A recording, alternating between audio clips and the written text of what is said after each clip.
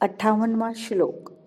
यदा संघर्ते च अयं कूर्मो अंगानि सर्वशः इंद्रियाणि इंद्रियार्थेभ्यस्तस्य प्रज्ञा प्रतिष्ठिता। यदा संघर्ते प्रज्ञा प्रतिष्ठिता अर्थात यहाँ कछुए का दृष्टांत देने का तात्पर्य है कि जैसे कछुआ चलता है तो उसके 6 अंग दिखते हैं, 4 पैर, 1 पूंछ और 1 मस्तक, परंतु जब वह अपने अंगों को छिपा लेता है तब केवल उसकी पीठ ही दिखाई देती है। ऐसे ही स्थित प्रज्ञ 5 इंद्रियां और 1 मन, इन 6 को अपने अपने विषय से हटा लेता है।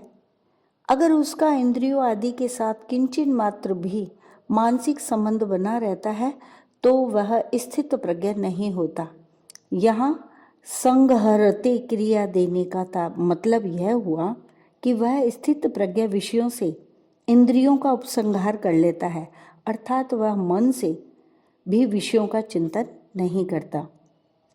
इस श्लोक में यदा पद तो दिया है पर तदा पद नहीं दिया। यद्यपि यत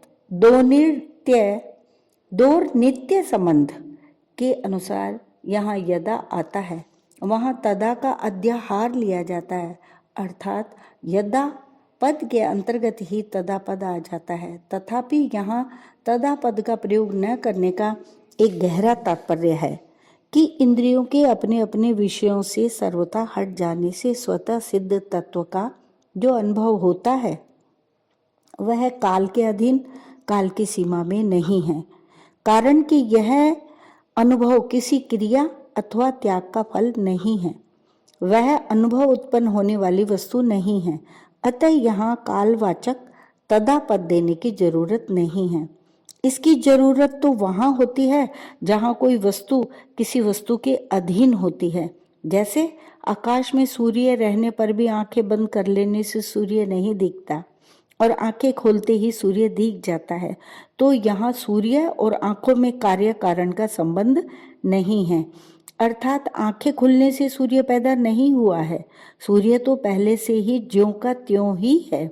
आंखें बंद करने से पहले भी सूर्य वैसा ही है और आंखें बंद करने पर भी सूर्य वैसा ही है।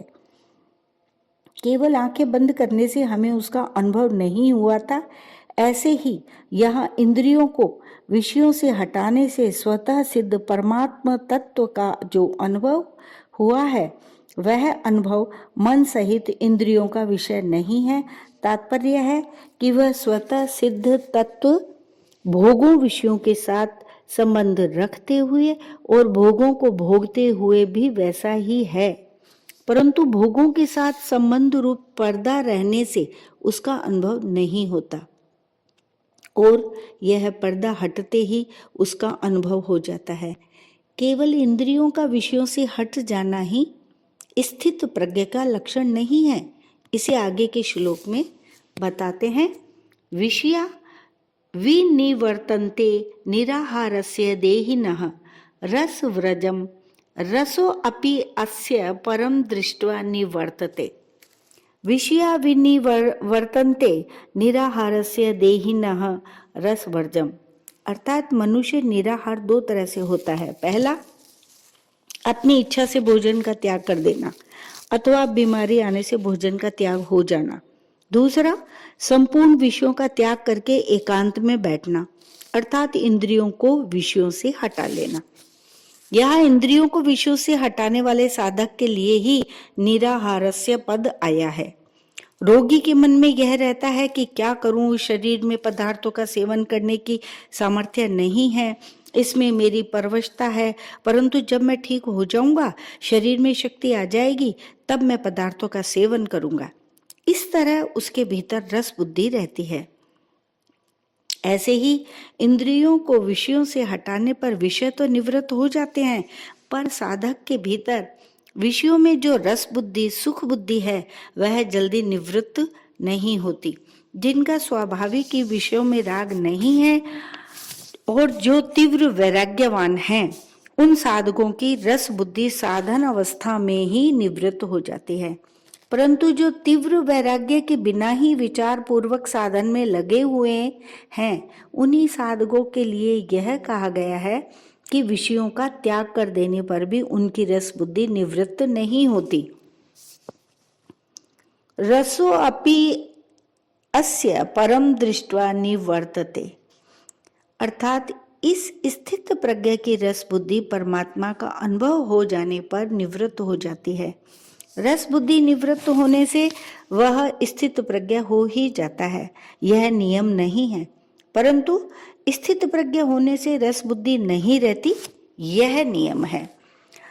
रसो अपि यस्य पद से यह तात्पर्य निकलता है कि रस बुद्धि साधक की अहमता में अर्थात मैंपन में रहती है, और यही रस बुद्धि स्थूल रूप से राग का रूप धारण कर लेती है।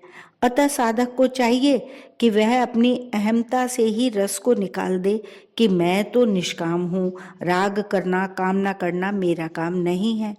इस प्रकार निष्काम भाव आ जाने से अथवा निष्काम होने का उद्देश्य होने से रस बुद्धि नहीं रहती, और परमात्मा तत्व का अनुभव होने से रस की सर्वथा निवृत्ति हो जाती है।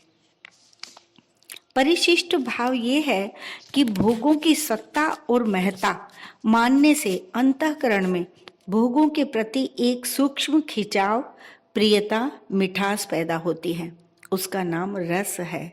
किसी लोभी व्यक्ति को रुपए मिल जाए और कामी व्यक्ति को स्त्री मिल जाए तो भीतर ही भीतर एक खुशी आती है, यही रस है।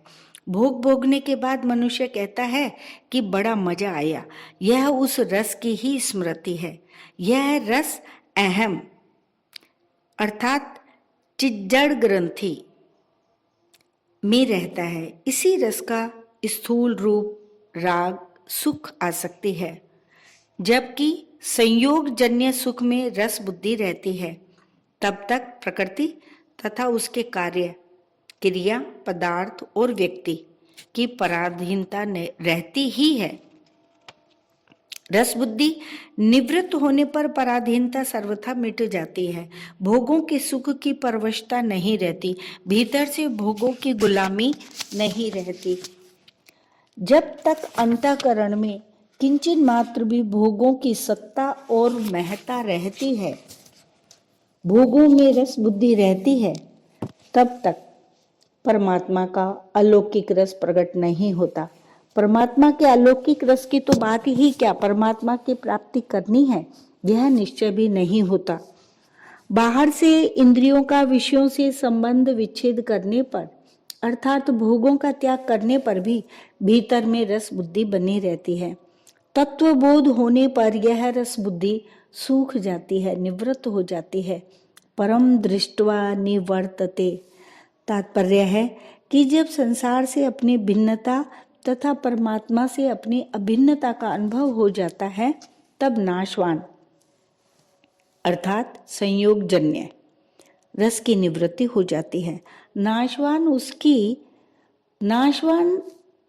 रस की निवृत्ति होने पर अविनाशी अर्थात अखंड रस की जागृति हो जाती है। तत्वबोध होने पर तो रस सर्वथा निवृत्त हो ही जाता है, पर तत्वबोध होने से पहले भी उसकी उपेक्षा से, विचार से, सत्संग से, संत कृपा से रस निवृत्त हो सकता है। जिनकी रस बुद्धि निवृत्त हो चुकी है, ऐसे तत्वज्ञ महापुरुष के संग से भी रस निवृत्त हो सकता है। कर्मयोग, ज्ञान योग तथा भक्ति योग तीनों साधनों से नाशवान रस की निवृत्ति हो जाती है। ज्यों ज्यों कर्म योग में सेवा का रस, ज्ञान योग में तत्व के अनुभव का रस और भक्ति योग में प्रेम का रस मिलने लगता है, त्यों त्यों नाशवान रस स्वतः छूटता चला जाता है। जैसे बचपन में खिलौनों में रस मिलता था, पर बड़े होने पर जब रुपयों में रस मिलने लगता है, तब खिलौनों का रस स्वतः छूट जाता है। ऐसे ही साधन का रस मिलने पर भोगों का रस स्वतः छूट जाता है। रस बुद्धि के रहते हुए जब भोगों की प्राप्ति होती है, तब मनुष्य का चित्त पिघल जाता है तथा वह भोगों के वशीभूत हो जाता है। परंतु रस बुद्धि निवृत्त होने के बाद जब भोगों की प्राप्ति होती है, तब तत्वज्ञ महापुरुष के चित्त में किंचित मात्र भी कोई विकार पैदा नहीं होता। उसके भीतर ऐसी कोई वृत्ति पैदा नहीं होती जिससे भोग उसको अपनी ओर खींच सके। जैसे पशु के आगे रुपयों की थैली रख दें तो उसमें लोभ वृत्ति पैदा नहीं होती, और सुंदर स्त्री को देखकर उसमें काम वृत्ति पैदा नहीं होती। पशु तो रुपयों को और स्त्री को जानता नहीं है, पर तत्वज्ञ महापुरुष रुपयों को भी जानता है और स्त्री को भी, फिर भी उसमें लोभ वृत्ति और काम वृत्ति पैदा नहीं होती। जैसे हम अंगुली से शरीर के किसी अंग को खुजलाते हैं तो खुजली मिटने पर अंगुली में कोई फर्क नहीं पड़ता, कोई विकृति नहीं आती। ऐसे ही इंद्रियों से विषयों का सेवन होने पर भी तत्वज्ञ के चित्त में कोई विकार नहीं आता, वह ज्यों का त्यों निर्विकार रहता है। कारण कि रस बुद्धि निवृत्त हो जाने से वह अपने सुख के लिए किसी विषय में प्रवृत्त होता ही नहीं। उसकी प्रत्येक प्रवृत्ति दूसरों के हित और सुख के लिए ही होती है। अपने सुख के लिए किया गया विषयों का चिंतन भी पतन करने वाला हो जाता है, और अपने सुख के लिए न किया गया विषयों का सेवन भी बंधनकारक नहीं होता। नाशवान रस तात्कालिक होता है, अधिक देर तक नहीं ठहरता। स्त्री, रुपये आदि की प्राप्ति के समय जो रस आता है वह बाद में नहीं रहता।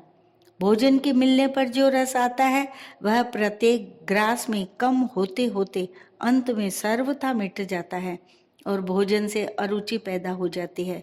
परंतु अविनाशी रस कभी कम नहीं होता, प्रत्युत ज्यों का त्यों अखंड रहता है। नाशवान रस का भोग करने से परिणाम में जड़ता, अभाव, शोक, रोग, भय, उद्वेग आदि अनेक विकार पैदा होते हैं। इन विकारों से भोगी मनुष्य बच नहीं सकता, क्योंकि यह भोगों का अवश्यंभावी परिणाम है। इसलिए भगवान ने दुखों का दर्शन करने की बात कही है। दुख दोषानुदर्शनम, कामादि दोषों से मुक्त होने पर ही मनुष्य अपने कल्याण का आचरण करता है।